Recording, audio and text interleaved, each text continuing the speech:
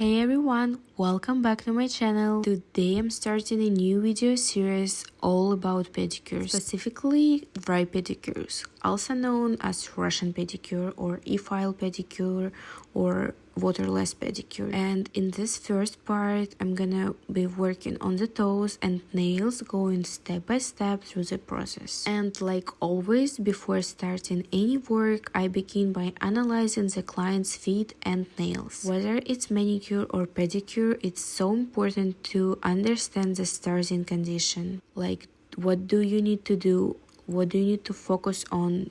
Like, what kind of nail growth are we dealing with? Are there any problem areas like overgrown cuticles, calluses, or thickened nails? Like, this helps you to determine the best approach and ensure that you can provide the best possible result. Next, I'm sanitizing both my hands and the client's feet, and I use a 70% alcohol-based sanitizer, prepares skin for procedure, and I feel sanitation is so crucial because we are working on skin and nails. So next what I do, I open a freshly sterilized toolkit. Every client gets a new properly disinfected set of tools. In today's procedures, I need a curette. This tool is perfect for cleaning the lateral nail fold and nippers, and I will use this for trim nails to correct length. Then I start by gently pushing back the cuticle with orange wood stick.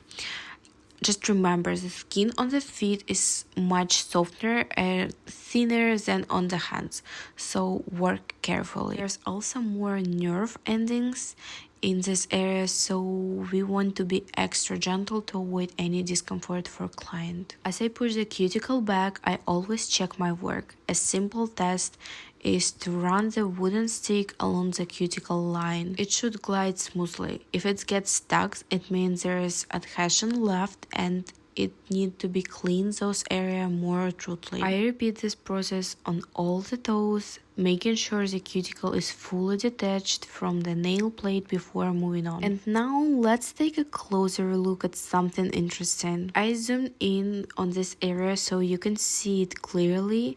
Here we have an overgrown pterygium. This is not part of the cuticle, but rather than like excess layer of skin that has grown on the nail. It's so important to understand the difference between cuticle and pterygium because like they require the different treatments. We do not push pterygium further under the cuticle. Instead, you have to carefully remove it later in the process to reveal a clean, healthy nail plate.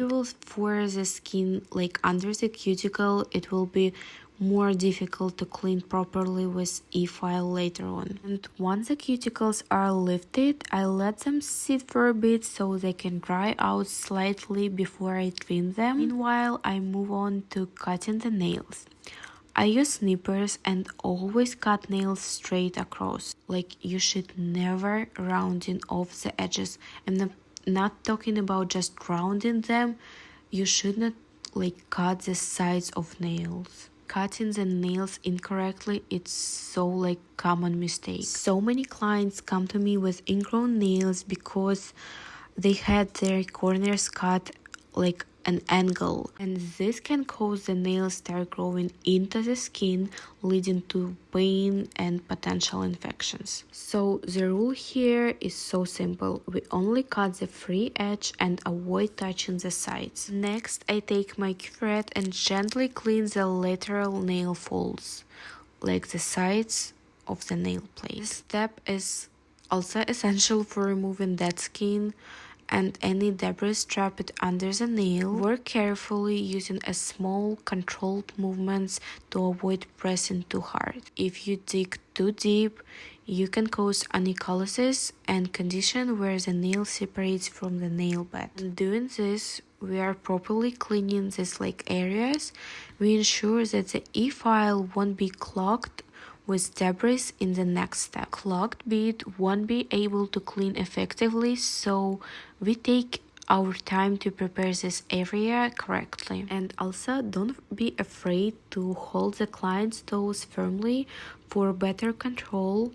I remember when I was a beginner, I used to feel like shy, but confidence is key. Like, you have to hold the toe securely but gently, of course. And now let's go back to the pterygium we saw earlier. The like ring toe and pinky toe, I noticed a thickened patches of skin, and this is so like common area for them. To remove it, I use a nippers and trim away the excess carefully. Remember, it's not our cuticle yet. This tissue is soft but not part of the cuticle, so cutting it won't cause any pain for client. Removing it makes the nail plate look cleaner and allows us for a more precise e-file process later. And for e-file work, I use my favorite diamond bead. It calls drop shape with a red marking. Since my client has a soft skin, this gentle bead is so perfect. So technique is very simple. So you need to find the center of your like client's nail. You just have like to imagine this. You don't have to draw a line on the client's toes. So you found the center and move from the center like slightly past the center of the nail, angling the bead slightly the follow of natural curve. No excess pressure, just like gentle controlled motions. The goal here with all these motions is to clean the nail folds without filing into the nail plate itself.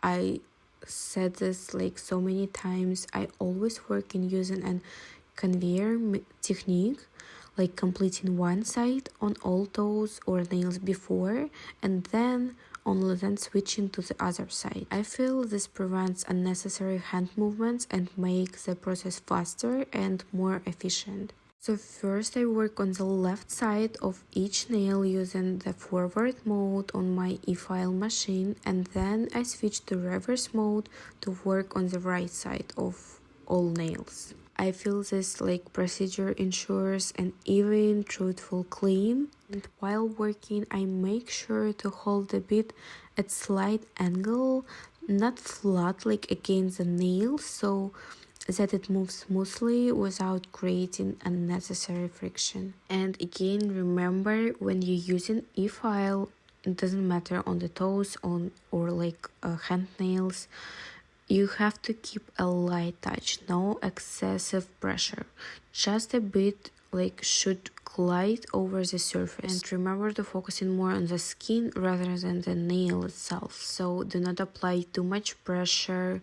It can like damage the nail plate, especially if you are not careful around the growth points. And as I said before, using the same technique like assembly line processing, complete the same step on all toes before moving on the next one. And once I'm done with the flame bead, I inspect my work by gently stretching the skin and rotating the toe to check for any remaining debris. And if I'm gonna say something and spot anything left behind, I go back in and clean it up again, just on this like particular parts. You don't have to redo the whole like bunch of toes again, just on this like places where you see uncleaned details. Next, remove all dust, checking this again to make sure I don't left any all this stuff, and starting use a barrel shaped bead like cylinder bead to remove dry raw skin around the toes. As I said before, since my client's skin are soft, I stick to a red grit level again to avoid irritation. And also particularly with this one bead, I really love to see all these particles, like cuticle particles, just fly around because it's removing them so smoothly. Like, I feel neither of the cutting tools like nippers or scissors can do this job like great like this bead. And let's talk about the skin condition. Like, since I'm in New York City and it's still cold outside, skin on the toes is softer and more humid due to enclosed shoes. That's why I work as delicate as possible. And also remember to, if you're using this barrel bead, you have to firmly hold the client's toe to keep it stable and not wobbling. I feel it's so like important to maintain control while working. And I clean around the nails, removing any remaining dead skin and move on to the big toe. And as you can see, the dry skin is coming off in like small flakes. Like as I said before, I really love to watch about this, and it's revealing for us a clean polished nail plate. And I remove the dust and check my work again. And finally, like the final step in this part is shaping the nails. Each nail should match the others in shape and length, but without excessive like filing. So remember, you have to keep the nails as short as possible, so prevents issues like any calluses. And as I said before, especially in the closed shoes in like winter time. And our goal right now is maintain a natural look, no harsh square shape or artificial angles. And also check my work again to make sure everything is fine. And after shaping, I apply a toning spray to hydrate the skin and remove any remaining dust. Use a lint-free wipe to clean everything up, and we are all done. I feel, yeah, for this part. Of course, look at this transformation. Like, go back to the beginning of this video and just compare the before and after. Like, what's the difference, right? And all of this was done without any water. Like, the only time I used any liquid was at very end to wipe off dust. This entire process took just like 15 minutes. And that's the beauty of waterless pedicure. It leaves the nails perfectly clean and polish it without soaking. So in the next part, I will show you how to apply a regular polish and a beautiful design for a pedicure. So make sure to turn on notifications so you don't miss the upcoming videos. I will really try to upload them as soon as possible in the meantime, so you can enjoy this transformation.